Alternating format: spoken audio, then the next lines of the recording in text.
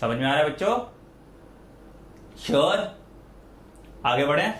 चल, तो आज हम लोग ये नया चैप्टर स्टार्ट करने वाले हैं जिसका नाम है मॉलिक्यूलर बेसिस ऑफ इनहेरिटेंस। थोड़ा मैंने इसका जो सीक्वेंस है वो थोड़ा एनसीईआरटी से थोड़ा अलग किया है। एनसीईआरटी में पहले डीएनए के बारे में दिया है, मैं पहले एक्सपेरिमेंटल बताऊंगा, सारा एक्सपेरिमेंट वाला चीज, उसके बाद मैं स्ट्रक्चर ऑफ डीएनए करूंगा, क्योंकि वो रिदम टूट जाता था। पहले स्ट्रक्चर ऑफ डीएनए, फिर एक्सपेरिमेंट एंड देन फिर पैकिंग ऑफ डीएनए, तो वो रिदम मजा नहीं आ रहा था। तो मैंने पहले एक्सपेरिमेंट कर लिया, उसके बाद फिर स्ट्रक्चर ऑफ डीएनए। तो पहला डीएनए एज जेनेटिक मटेरियल, क्या क्या प्रूफ था हमको।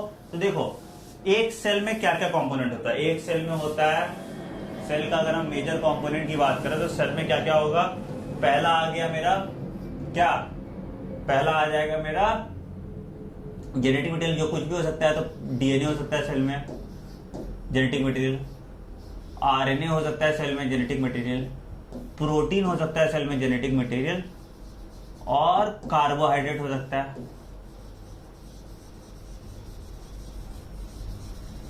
ठीक है, ये चार कंपोनेंट मेरे जेनेटिक मटेरियल हो सकते हैं। अब हमको पता करना था, तो कुछ सीरीज ऑफ एक्सपेरिमेंट्स हुए जो कंक्लूड करने पे आए कि जेनेटिक मटेरियल आखिर है क्या। देखो, साइंटिस्ट को बड़ा मन था कि जेनेटिक मटेरियल प्रोटीन हो, क्योंकि सबसे ज्यादा स्ट्रक्चर जो फैसिनेटिंग था वो प्रोटीन का था। प्रोटीन का स्ट्रक्चर बहुत सुंदर होता है, मतलब एकदम पूरा प्रॉपर एकदम मॉलिक्यूल बना होता है, और डीएनए का बोरिंग सा स्ट्रक्चर था। तो साइंटिस्ट एक्चुअली चाहते थे कि स्ट्रक्चर प्रोटीन हो। तो पहला हम आते हैं ट्रांसफॉर्मिंग प्रिंसिपल। ट्रांसफॉर्मिंग प्रिंसिपल जो साइंटिस्ट था, इसका नाम था फ्रेडरिक ग्रिफिथ। तो साइंटिस्ट का नाम था एफ ग्रिफिथ। क्या किया इसने, तो ही स्टडीड स्ट्रेप्टोकॉकस निमोनिया। देखो, बिल्कुल मैं एसेंस में बात करूंगा, जो आपके काम का, लैंग्वेज फैब्रिकेट करने से कुछ नहीं होगा। तो हम एकदम एक्सेंस में बात करेंगे कि आपके लिए कितना जरूरी है। मैं आपको एक कैप्सूल कोर्स प्रोवाइड कर रहा हूं, जो आपको उससे ज्यादा जानने की जरूरत नहीं है। तो एकदम उतना, देखो मैंने एक्सप्लेनेशन भी उतना बता देता हूं। मुझे समझाने को, मैं आपको एक दिन मैं पॉलीन्यूक्लियोटाइड चेन पढ़ाऊं, दूसरा दिन मैं कुछ और पढ़ाऊं, मुझे फिर ये चैप्टर भी 6 से 7 लेक्चर में खत्म करने हैं। ज्यादा टाइम वेस्ट नहीं करना हमें 6 से 7 लेक्चर में चैप्टर खत्म करना है। हमें नीट और एम्स के हिसाब से पढ़ना है, उससे ज्यादा हमें पढ़ने की जरूरत नहीं है। ठीक है, उससे ज्यादा पढ़ेंगे हम कॉलेज में पढ़ेंगे, अभी हमको बस नीट और एम्स के हिसाब से पढ़ना है। तो पहला साइंटिस्ट था, इसका नाम था फ्रेडरिक ग्रिफिथ, जो स्टडी किया स्ट्रेप्टोकॉकस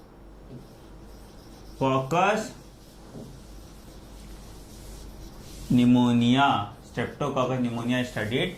अब स्ट्रेप्टोकॉकस निमोनिया का 2 स्ट्रेन होता है, एक होता है आर स्ट्रेन और दूसरा होता है एस स्ट्रेन। एक होता है आर स्ट्रेन और दूसरा होता है एस स्ट्रेन। जब हम इस आर और एस स्ट्रेन की बात कर रहे हैं, तो S strain produces smooth colonies,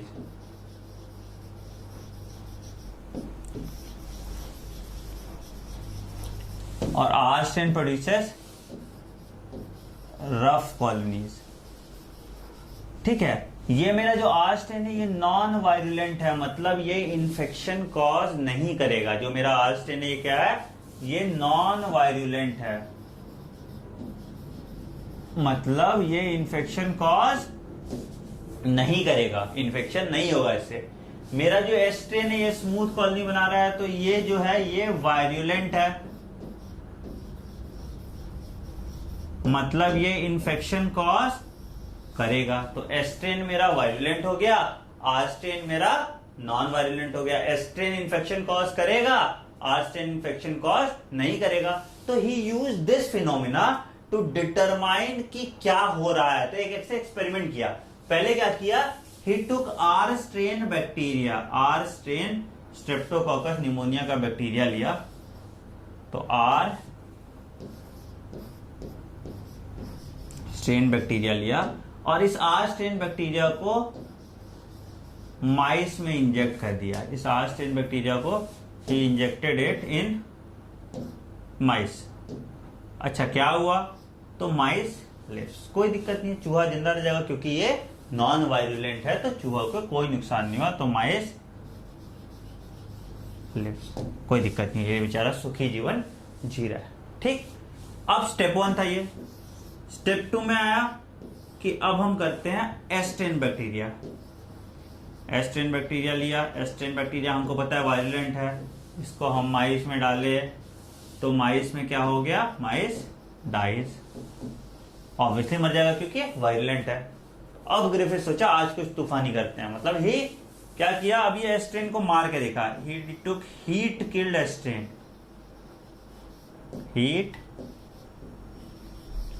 killed एस्ट्रेन।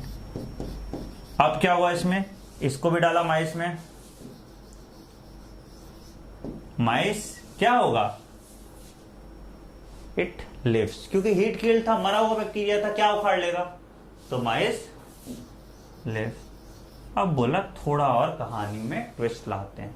क्या किया इसने चौथे वाले केस में हीट किल्ड एस्ट्रेन जो था, किल्ड एस्ट्रेन जो था, इसमें लाइव जिंदा आर्स्टेन डाल दिया। ठीक है, हीट किल्ड एस्ट्रेन में क्या हुआ, जिंदा आर्स्टेन भी डाल दिया। हीट किल्ड एस्ट्रेन में इसने क्या किया, जिंदा आर्स्टेन डाल दिया। अब इसमें क्या हुआ, इसको डाला चूहा में और to his surprise mice dies. अब इस चूहा का जब ऑटोप्सी हुआ, ऑटोप्सी कहते हैं ना मरने के बाद मौत का कारण पता करते हैं, तो इसके ऑटोप्सी में जादू हो गया। क्या हुआ इसके ऑटोप्सी में, ही फाउंड लाइव आर्स्टेन तो था ही, plus live S strain bacteria also, plus live S strain bacteria. तो लाइव आर्स्टेन और लाइव एस्ट्रेन दोनों बैक्टीरिया इसको ऑटोप्सी के बाद मिला। ये जादू कैसे हुआ, जो बैक्टीरियम मेरा मर गया था वो जिंदा कैसे हुआ, जो बैक्टीरियम मेरा मर गया था वो जिंदा कैसे हुआ। तो इसका आंसर इन्होंने दिया, he said that there must be something in the S strain bacteria. S strain bacteria जो मर गया, लेकिन उसके अंदर का जो केमिकल कॉन्स्टिट्यूएंट है या जो केमिकल कंपोनेंट है वो तो है ही। तो बोला कि there must be something in the S strain bacteria, heat killed S strain bacteria, that transform the live R strain bacteria into S strain bacteria. क्या बोला कि हीट किल्ड जो एस्ट्रेन बैक्टीरिया था मेरा, इसमें कुछ ना कुछ इसके जेनेटिक मटेरियल में होगा या कुछ ना कुछ इसके पास होगा अपना, जो ये दे सकता है दूसरे सेल को, जिससे उस सेल में ट्रांसफॉर्मेशन होगा, जिससे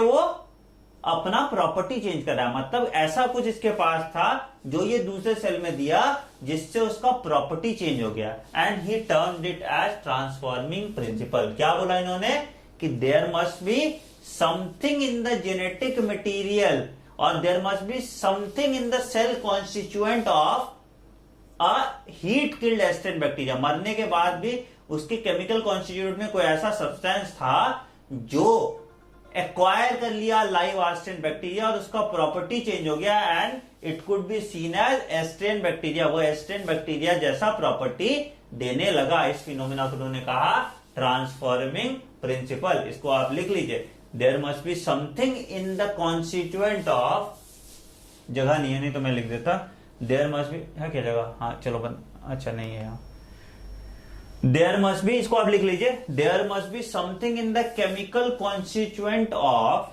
heat killed S strain bacteria that transform the live Arstein bacteria into live Astrein bacteria, and he coined this phenomena as transforming principle।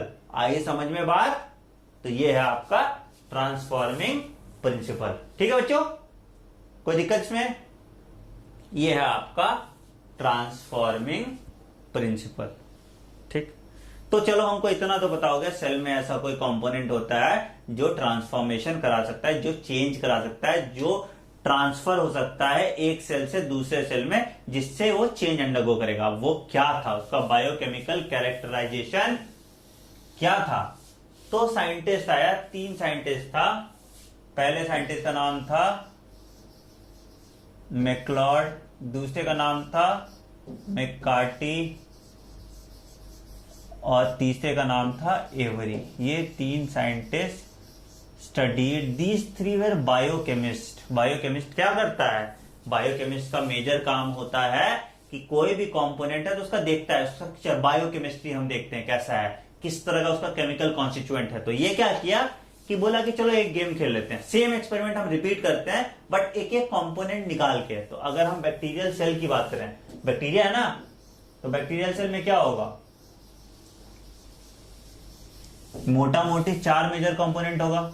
कौन कौन सा मेजर कंपोनेंट होगा? पहला म्यूसिलेज या कार्बोहाइड्रेट, है ना।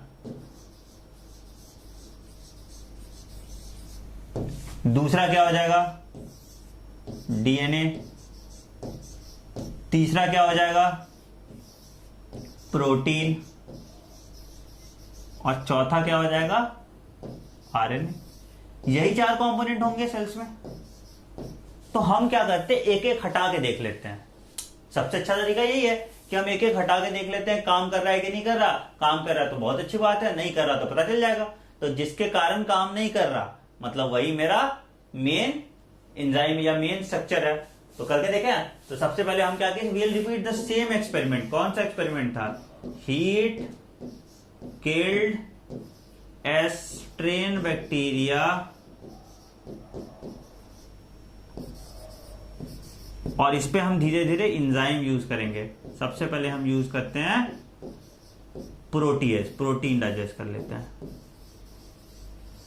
इसमें हम प्रोटीएज में इसको डाल दिया, मतलब जितना भी इस हीट किल्ड एस्ट्रेन बैक्टीरिया में था, जितना भी प्रोटीन था वो सारा प्रोटीन डाइजेस्ट हो गया। अब हम क्या किए, protease plus live are strain bacteria. चूहा जिंदा रहेगा या मरेगा? बताओ जल्दी। चूहा इट विल डाई।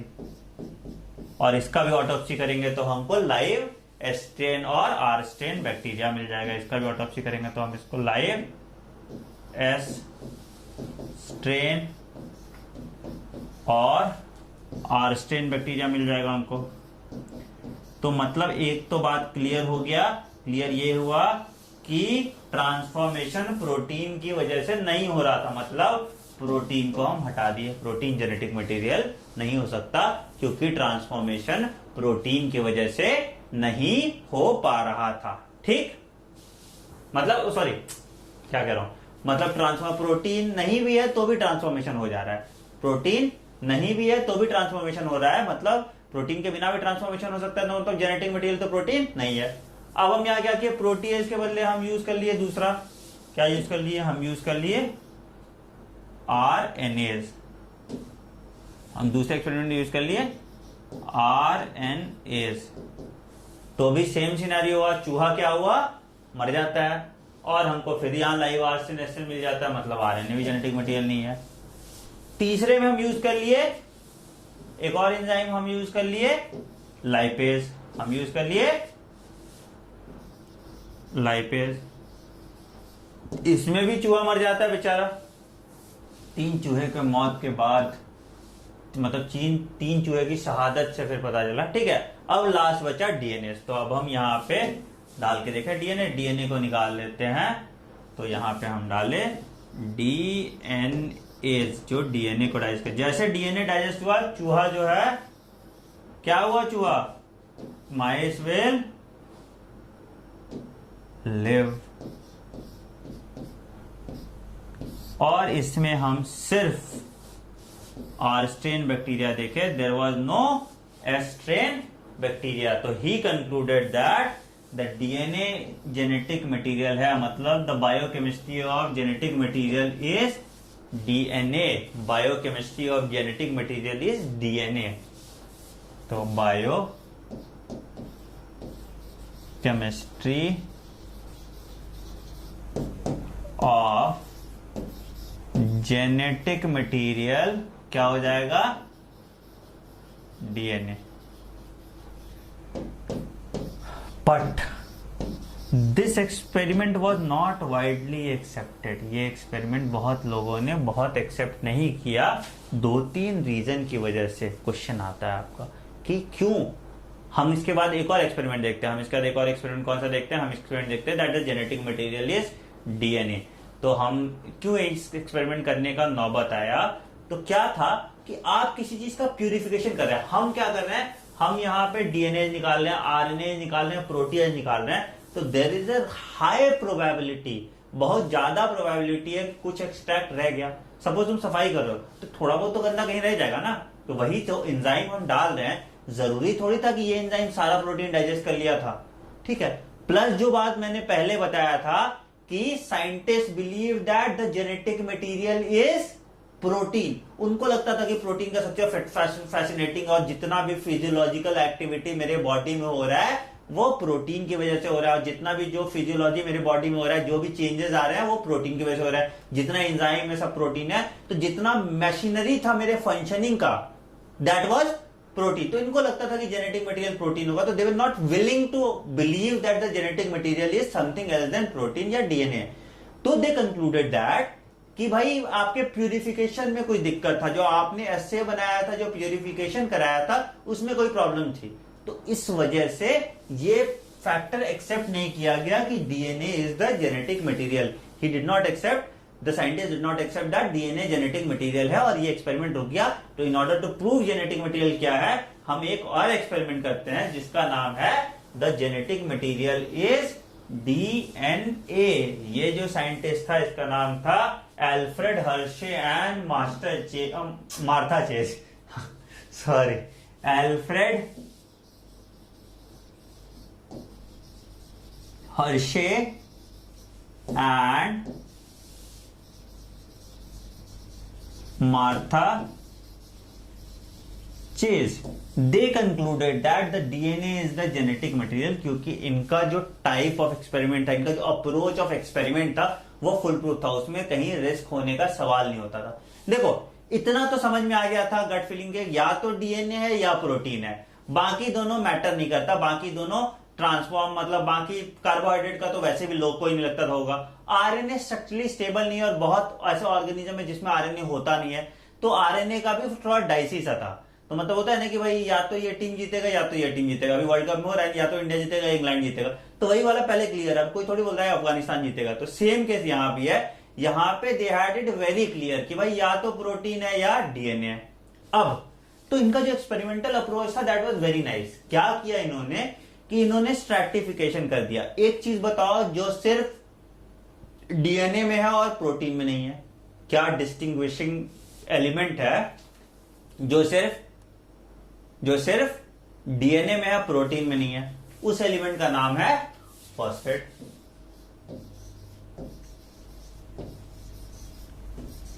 ठीक है। और एक दूसरा एलिमेंट है जो सिर्फ प्रोटीन में है डीएनए में नहीं है, उसका नाम है सल्फर। तो कोई बताएगा sulphur containing amino acid, sulphur containing amino acid, 2 amino acid sulphur containing होता है। जल्दी लिखो कमेंट में, 2 अमाइनो एसिड सल्फर कंटेनिंग होता है। कमेंट में लिखो 2 अमाइनो एसिड जो है उसको हम कहते हैं सिस्टीन एंड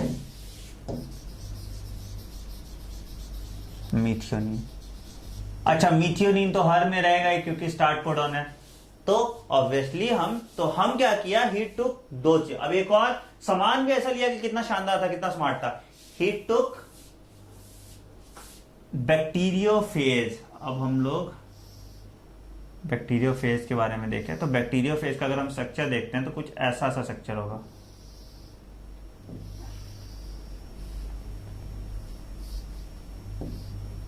ऐसा कुछ स्मार्ट सा लगता है। और यहां पे इसका जेनेटिक मटेरियल होता है। इसका जेनेटिक मटेरियल जो है इसको हम डबल स्टैंडर्ड डीएनए कहते हैं। और इसका ये प्रोटीन कोट होता है जिसको हम कैस्पिड कहते हैं। कोट और कैस्पिड। ठीक है। अच्छा, अब ये 2 कंपोनेंट है। क्या क्या कंपोनेंट है मेरे पास? एक डीएनए और एक कैस्पिड। तो हम क्या किया, हम बैक्टीरियोफेज को 2 कल्चर मीडियम में ग्रो किए। हम जो ये बैक्टीरियोफेज था, क्या नाम था इसका, बैक्टीरियोफेज। फेज मतलब खाता है किसको, बैक्टीरिया को। तो ये जो बैक्टीरियोफेज था इसको हम ग्रो किए 2 कल्चर मीडियम में, 2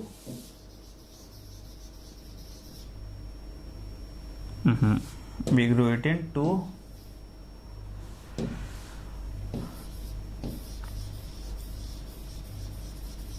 कल्चर मीडियम। पहला जो कल्चर मीडियम था इसको हम ग्रो किए रेडियो एक्टिव फॉस्फोरस में।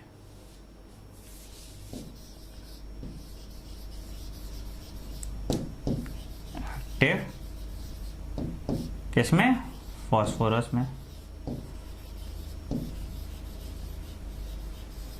और दूसरा जो कल्चर मीडियम था इसको हम ग्रो किए रेडियो एक्टिव सल्फर में।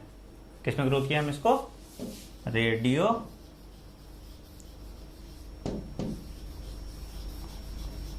एक्टिव सल्फर में। ठीक है, तो ये काम हम किए।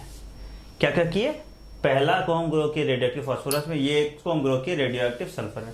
रेडियो एक्टिव फॉस्फोरस वाला बैक्टीरियोफेज के डीएनए में इनकॉर्पोरेट हो जाएगा, तो डीएनए जो है रेडियो एक्टिव हो जाएगा। रेडियो एक्टिव फॉस्फोरस क्या होगा, P32। रेडियो एक्टिव सल्फर जो है ये मेरा प्रोटीन में चला जाएगा। रेडियो एक्टिव प्रोटीन क्या होगा, S35। तो ये जो सल्फर है ये मेरा प्रोटीन कोड में चला जाएगा। तो ये P32 है, ये S35 है। तो ये रेडियो एक्टिव फॉस्फोरस हो गया, ये रेडियो एक्टिव सल्फर हो गया। तो रेडियो एक्टिव फॉस्फोरस कहां चला गया, आपके डीएनए में इनकॉर्पोरेट हो गया। रेडियो एक्टिव सल्फर कहां इनकॉर्पोरेट हो जाएगा, ये प्रोटीन कोड या कैस्पिड में इनकॉर्पोरेट हो जाएगा। तो हमको एक क्लियर सर्टिफिकेशन मिल गया, जहां पे रेडियो एक्टिव फॉस्फोरस है वहां पे डीएनए है, जहां पे रेडियो एक्टिव सल्फर है वहां पे प्रोटीन है। इतना क्लियर है ना, जहां पे रेडियो एक्टिव फॉस्फोरस है वहां पे डीएनए है, जहां पे रेडियो एक्टिव सल्फर है वहां पे प्रोटीन है। तो ये मेरे पास एक बेसिक फर्स्ट स्टेप कंप्लीट हो गया, ये मेरा स्टेप 1 हो गया। ठीक है, बैक्टीरियोफेज मतलब खा किसको रहा है, ये बैक्टीरिया को खाएगा। ठीक है, लाइटिक साइकिल करता है, बाद में देखेंगे वो सब चीज। ठीक है, ये बैक्टीरिया को खाएगा। ठीक, इसको लिखो, इसको लिखो जल्दी, फिर हम आगे एक्सपेरिमेंट बनते हैं। आप बिल्कुल अच्छे समझ जाओगे, इसमें एनसीईआरटी में प्रॉपर्ली एक्सप्लेन नहीं है सुपर न्यूट्रिएंट क्या होता है क्या नहीं होता। मैं थोड़ा पानी भी लेता हूं, लिखो इसको जल्दी।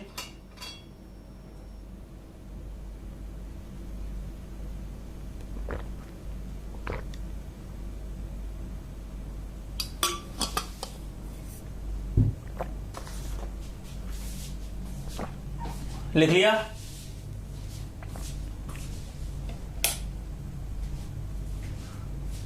लिख लिया, चल आगे।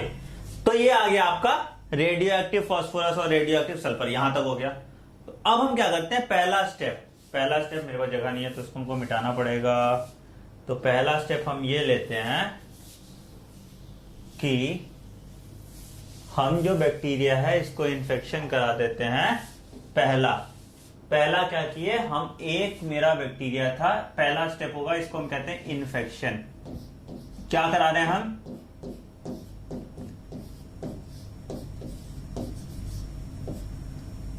ठीक है, क्या हुआ इन्फेक्शन में, 2 कल्चर प्लेट लिए, दोनों में हम इकोलाई को ग्रो किए। इकोलाई, एस्चेरिया कोलाई, यहां भी हम इकोलाई को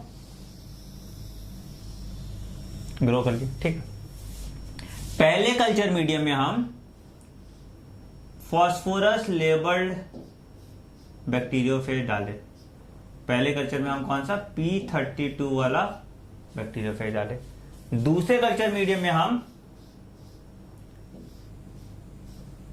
S35 वाला बैक्टीरियोफेज डाले। 2 कल्चर मीडियम था, पहला कल्चर मीडियम और दूसरा कल्चर मीडियम। पहले कल्चर मीडियम में हम क्या डाले, P32। दूसरे कल्चर मीडियम में हम क्या डाले, S35। क्या करता है, बैक्टीरियोफेज हैज ए टेंडेंसी अपना जेनेटिक मटेरियल इसमें डालेगा और खूब सारा इसका प्रोटीन कैस्केड होगा। तो सबसे पहले हम इंट्रोड्यूस किए बैक्टीरियोफेज को जो इकोलाई के पास। ये क्या करेगा, ये इकोलाई में घुसेगा और इकोलाई में मल्टीपल कॉपी बनाएगा। ठीक है, तो जब हम इन्फेक्शन कराए उसके बाद हम इसको मिला देंगे, प्रॉपरली ब्लेंड कर देंगे एकदम। ठीक है, तो जो इन्फेक्शन हुआ सेकेंड स्टेप को हम कहते हैं ब्लेंडिंग। हम क्या हुआ, इन दोनों को एक स्टेयर में डाल के प्रॉपरली मिलाए, प्रॉपरली ब्लेंड किए ताकि बैक्टीरियोफेज बाइंड कर जाए इकोलाई के साथ। तो this process is called blending. तो हम इसको ब्लेंड किए।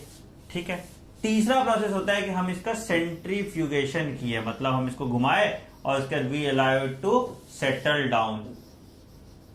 ठीक है, तो दो कंपोनेंट होता है फ्यूगेशन, हम इसका सेंट्रीफ्यूगेशन किए। अच्छा, ये हमको पता है ना कि जब ये अपना जेनेटिक मटेरियल डालता है तो इसका प्रोटीन कोड बाहर रह जाता है, शेल जो है सेंट्रीफ्यूगेशन। तो सेंट्रीफ्यूगेशन जब हम इसका किए, दोनों का सेंट्रीफ्यूगेशन अलग अलग करेंगे, तो दो चीज होगा, एक डार्क नहीं, एक भारी होगा हेवी, और एक लाइट होगा। तो लाइट वाला ऊपर आ जाएगा, हेवी वाला नीचे बैठ जाएगा। तो अगर हम एक टेस्ट ट्यूब लेते हैं जहां पे इसका सेंट्रीफ्यूगेशन कर रहे हैं, तो जो भारी है उसको हम कहते हैं पेलेट, और जो हल्का है उसको हम कहते हैं सुपरनेटेंट। ठीक है, तो इसमें से जो जो प्रोटीन, जो जो वायरल कंपोनेंट था, ये क्या आपने जेनेटिक मटेरियल इसके अंदर डाला है। ठीक है, तो इसका प्रोटीन कोड बाहर आ गया। तो जो जो बैक्टीरिया के अंदर नहीं जा पाया था, जो जो इकोलाई के अंदर नहीं जा पाया था, वो कैस्पिड बना देगा या वो सुपरनेटेंट के फॉर्म में प्रेजेंट रहेगा। नहीं आया समझ में? फिर से बता रहा है, सुनो। जो जो ये वाला पार्ट, कौन सा पार्ट है, जो जो S32 वाला या P35 वाला है, तो जो जो अपना प्रॉपरली कैस्पिड, जो अब ये क्या हो रहा है, देखो क्या हो रहा है। सपोज मान लो ये बैक्टीरियम है, ये बैक्टीरियम अपना ये प्रोटीन कोट यहां पे है और इसका ये, तो ये अपना जेनेटिक मटेरियल अंदर भेजता है, तो इसका जो कवर है तो बाहर रह गया। तो जो अंदर नहीं है बैक्टीरियम के, वो बाहर रह गया। तो बाहर रहेगा तो जो उसको हम बोलते हैं सुपरनेटेड, ये लाइट होता है। जो पेलेट है वो हेवी होगा। क्यों? क्योंकि DNA is the largest macromolecule, बताया था मैंने, डीएनए भारी होगा इसलिए वो सेटल कर जाएगा, इसलिए डीएनए नीचे जाएगा और ये प्रोटीन ऊपर रह जाएगा। तो सुपरनेटेंट ऊपर रहेगा और पेलेट नीचे रहेगा। तो इस केस में हम क्या देखे कि we were able to see radio active phosphorus in the pellet. हमको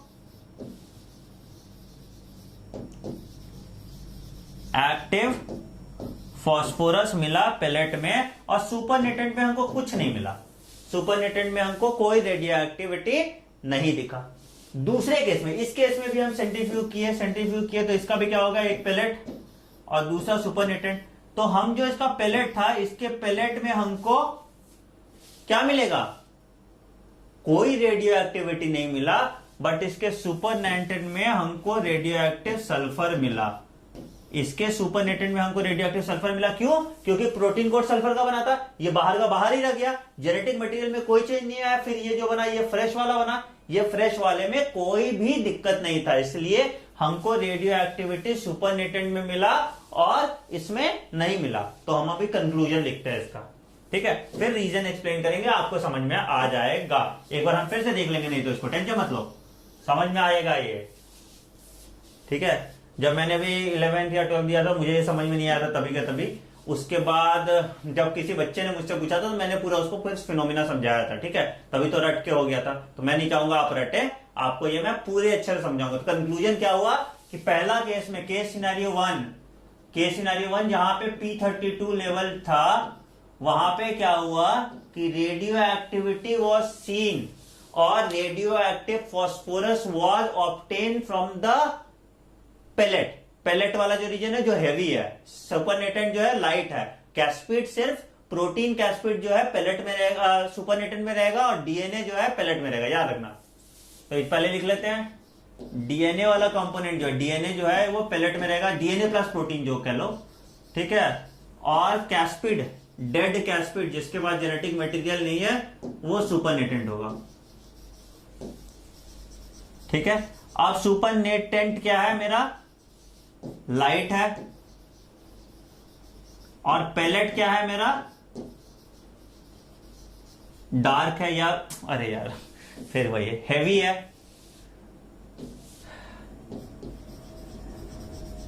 है ना, यहां तो कोई दिक्कत नहीं। ये हैवी है, ये लाइट है, ठीक है। तो P32 में हमको क्या देखा कि radio activity was seen in the pellet and radio active phosphorus was found in the DNA of bacteriophage found in the pellet. तो पूरा क्लियर हो गया line. Radio active phosphorus was found in the pellet region। pellet region में radio active phosphorus मिल गया हमको, ठीक। क्यों? क्योंकि यहां पे डीएनए था, यहां पे पूरा जो बैक्टीरियम के अंदर जो घुसा था, जो बैक्टीरियम के अंदर जो बैक्टीरियोफेज घुसा था, जो ट्रांसफॉर्मेशन हुआ था जिस बैक्टीरियोफेज में, जो बैक्टीरियम के अंदर बैक्टीरियोफेज था, बैक्टीरियोफेज लैम्डा था, ये पेलेट के फॉर्म में आया, सुपरनेटेड लाइट था और कैस्पिड के फॉर्म में आया। तो इसका कंक्लूजन क्या हुआ कि ट्रांसफॉर्मेशन क्या गया, डीएनए, मतलब डीएनए जो आउटर कैस्पिड में था, ये जो डीएनए था ये ट्रांसफॉर्म हुआ, प्रोटीन ट्रांसफॉर्म नहीं हुआ। और इसके बाद फिर हमको नया बैक्टीरियल सेल मिला जिसका प्रोटीन नॉर्मल था but radio activity was scene in the capsid. तो केस 1 क्या हुआ कि जेनेटिक मटेरियल वाज ट्रांसमिटेड और प्रोटीन ट्रांसमिट नहीं हुआ था। तो जेनेटिक मटेरियल क्या था, जिसके पास P32 था, P32 मिला मतलब वही जा रहा है। तो क्या जा रहा था, डीएनए जा रहा था। अगला प्रोटीन के केस में क्या हुआ कि प्रोटीन के केस में S35 था, S35 में तो हमको क्या हुआ कि सुपरनेटेंट में S35 मिला। सुपरनेटेंट जो था ये मेरा रेडियो एक्टिविटी शो कर रहा था, ये रेडियो एक्टिविटी शो कर रहा था। एंड इसमें सुपरनेटेंट जो था मेरा वो रेडियो एक्टिविटी शो कर रहा था, सुपरनेटेंट रेडियो एक्टिविटी शो कर रहा था। बट पेलेट में कोई रेडियो एक्टिविटी नहीं था, पेलेट में नो रेडियो एक्टिविटी। याद रखिएगा बच्चों ये आप, आई होप आपको समझ में आ गया होगा। अभी भी नहीं समझ में आया तो कमेंट कीजिएगा, मैं आपको नेक्स्ट क्लास में फिर से ये पूरा का पूरा एक्सप्लेन करूंगा। या फिर आप पहले एक बार वीडियो यार फिर से पॉज करके बैक करके पूरा एक बार देखो, समझ में आ जाएगा। क्यों नहीं समझ में आएगा, सारा कुछ बता ही दिया। स्टिल नहीं आता समझ तो मैं फिर से एक्सप्लेन करने की कोशिश करूंगा किसी नए तरीके से, बट बिना समझे छोड़ना नहीं है, बिना समझे आगे नहीं बढ़ेंगे, ठीक है ना। चलो तो ये समझ में आ गया, इसको लिख लो, पॉइंट इसको लिखो, सारा पॉइंट जो भी मैं लिखवाते जा रहा हूं यार, बोल रहा हूं कॉपी पेन लेके रहो और उसको साफ साफ लिखते जाओ, ठीक है ना। चले आगे, लिखिए। तो मेरा इससे कंक्लूजन मिल गया कि the genetic material is DNA, पूरा कंक्लूजन मिल गया। और इनको नोबेल प्राइज भी मिल गया था इसके लिए कि जेनेटिक मटेरियल डीएनए है मेरा। तो मेरा कंक्लूजन आ गया कि जेनेटिक मटेरियल डीएनए है।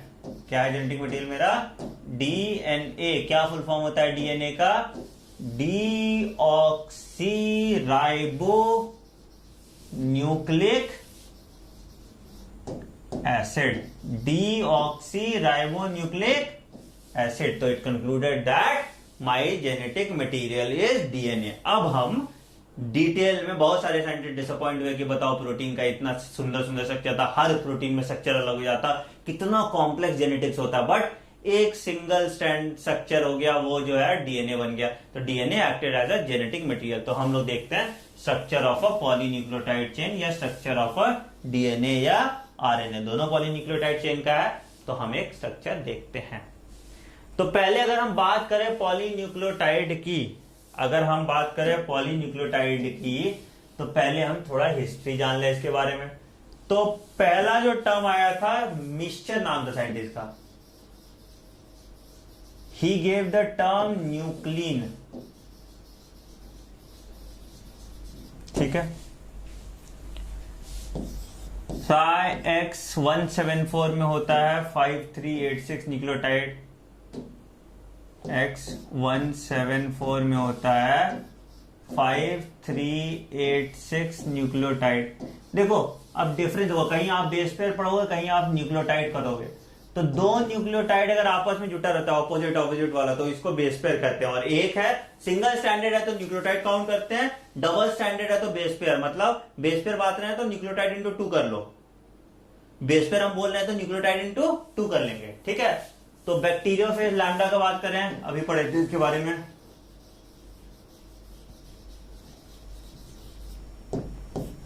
लैम्डा की बात करें तो इसमें कितना होता है, इसमें होता है 4850, हाँ 48502 बेस पे,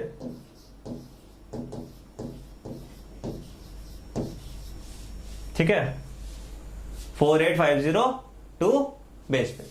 फिर बात करें हम ई कोलाई की, तो ये हो जाएगा 4.6 इंटू 10⁻6 बेस पेयर। फिर बात करें ह्यूमन डीएनए की, ह्यूमन डीएनए होता है 3.3 into 10⁻9 base pair, 3.3 into 10⁻9 base pair, ये हैप्लॉइड कंटेंट का होता है, ठीक है।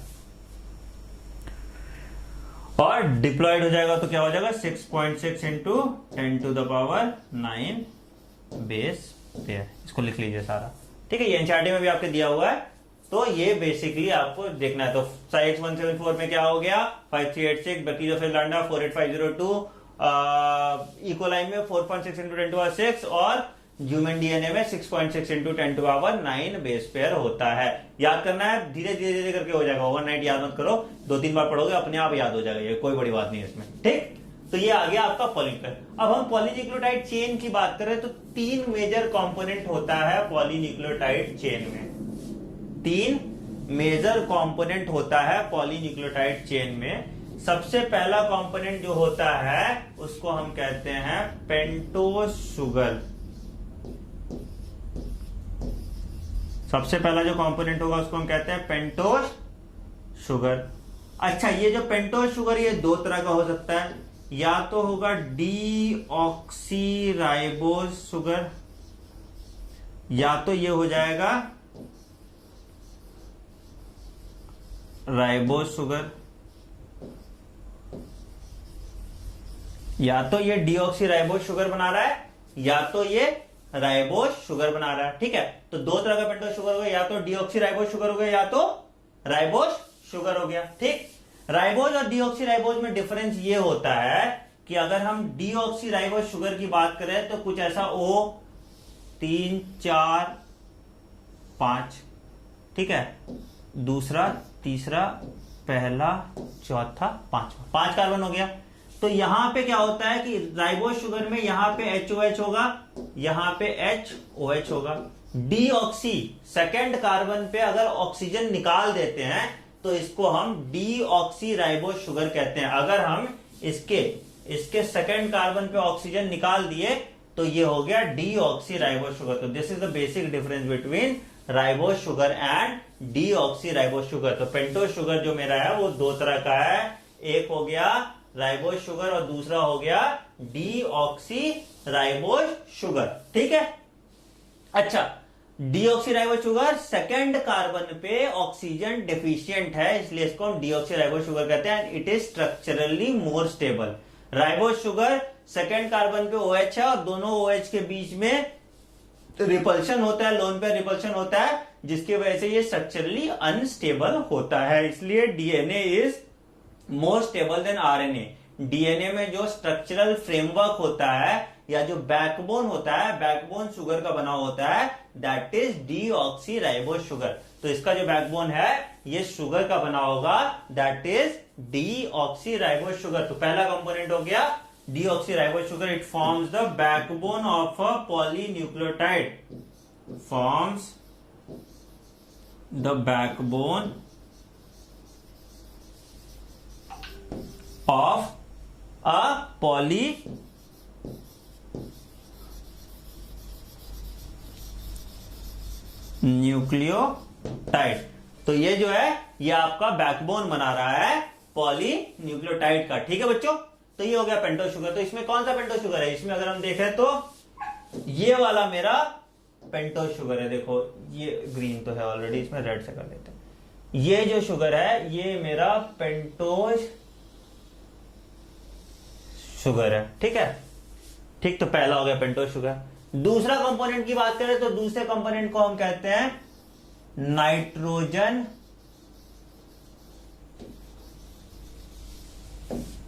बेस। अब ये जो नाइट्रोजन बेस है ये दो तरह का होगा। पहले को हम कहते हैं प्यूरीन, विच इज 9 मेंबर्ड, लिख लो 9 membered double ring structure, double ring structure जिसमें nitrogen, it will become nitrogen base है तो मतलब नाइट्रोजन होगा, तो इसमें नाइट्रोजन 1, 3 और 7, 9 पे होता है। नाइट्रोजन होता है 1, 3, 7 और 9वें कार्बन पे, मतलब 9th रिंग पे, ठीक है, पोजीशन पे। तो 1, 3, 7, 9 पे नाइट्रोजन प्रेजेंट होगा। देखो 1, 3, 7, 9 ये प्यूरिन का स्ट्रक्चर है, ये वाला जो स्ट्रक्चर है ये प्यूरिन का स्ट्रक्चर है। 1, 3, 7, 9 पे नाइट्रोजन प्रेजेंट है। दूसरे को हम कहते हैं पिरीमिडीन, PY मिडीन। Pyrimidine is 6 membered double ring structure. कैसा होता है?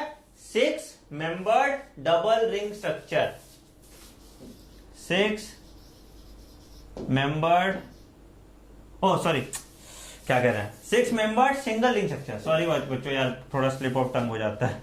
6 membered single ring structure, 6 membered single ring structure. और इस पे होता है nitrogen is present on first and third position. इस पे जो नाइट्रोजन प्रेजेंट होता है वो फर्स्ट और थर्ड पोजीशन पे होता है। 9 मेंबर्ड वाले में जो कंपोनेंट होगा या 2 होगा नाइट्रोजन बेस। पहला हो गया एडेनिन, या आपने बायोकेमिस्ट्री में पढ़ा होगा बच्चों गुआनिन। 9 मेंबर्ड वाले में कौन कौन सा 2 हो गया? एडेनिन और गुआनिन, यानी प्यूरिन 2 हो गया, एडेनिन और गुआनिन। पिरिमिडीन 3 होता है, साइटोसिन, बोलते जाइए साथ साथ, थायमिन और यूरेसिल। साइटोसिन, थायमिन और यूरेसिल, ये क्या है? 6 membered single ring structure. Thymine, cytosine और यूरेसिल हो गया 6 मेंबर्ड सिंगल रिंग स्ट्रक्चर, ठीक है। और तीसरा जो कंपोनेंट है वो मेरा हो गया फॉस्फेट, ठीक।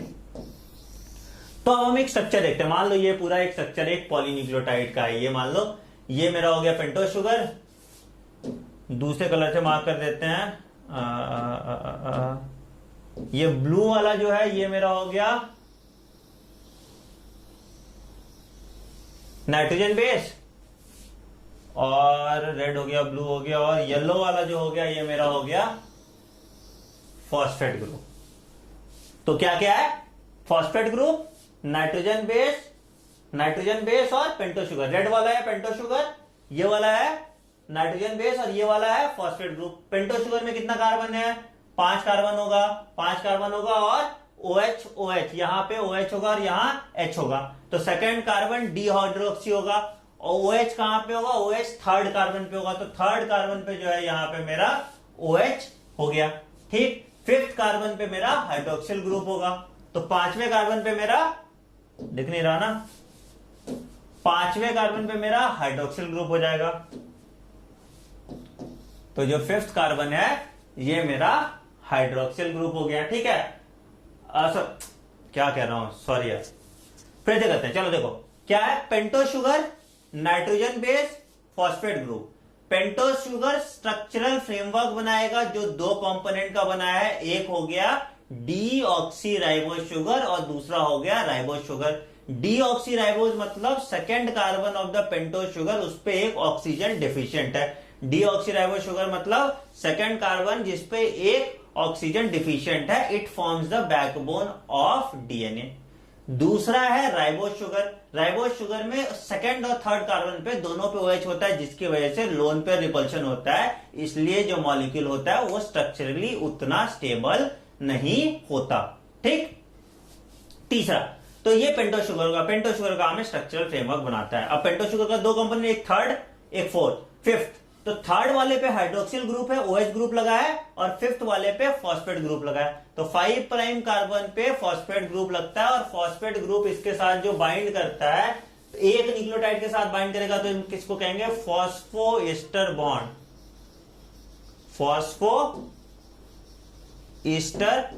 बॉन्ड, ये एक न्यूक्लियोटाइड के साथ अगर बाइंड कर रहा है। अगर जैसे अब ये देखो, ये वाला फॉस्फेट ग्रुप, ये वाला जो फॉस्फेट है, ये दो न्यूक्लियोटाइड के साथ कर रहा है, एक ये न्यूक्लियोटाइड एक ये न्यूक्लियोटाइड, तो इसको हम कहेंगे फॉस्फोडाइस्टर बॉन्ड। Phosphodiester bond. अगर एक न्यूक्लियोटाइड के साथ कर रहा है तो हम बोल रहे हैं उसको फॉस्फोएस्टर बॉन्ड। अगर दो न्यूक्लियोटाइड के साथ कर रहा है तो हम उसको फॉस्फोडाइस्टर बॉन्ड बोलेंगे। तो फॉस्फेट ग्रुप जब जुटा है तो वो जुटा है, अगर न्यूक्लियोटाइड्स की बात करें तो फॉस्फोडाइस्टर बॉन्ड से, और फॉस्फेट ग्रुप की बात करें तो वो लिखा है फॉस्फोएस्टर बॉन्ड। तो फिफ्थ कार्बन पे क्या है? मेरा फॉस्फेट ग्रुप है, थर्ड कार्बन पे मेरा हाइड्रोक्सिल ग्रुप है, और वो दोनों जुटा है फॉस्फोडाइस्टर बॉन्ड से। ठीक। नाइट्रोजन बेस जो मेरा जुटा रहता है पेंटोज शुगर के साथ, तो वो जुटा रहता है एन ग्लाइकोसिडिक लिंकेज से। ये फॉस्फोडाइस्टर बॉन्ड हो गया, यहां पे जो लिंकेज आ गया इसको हम कहेंगे एन, कलर चेंज कर देता हूं, है ना, इसको हम कहेंगे एन ग्लाइकोसिडिक लिंकेज, एन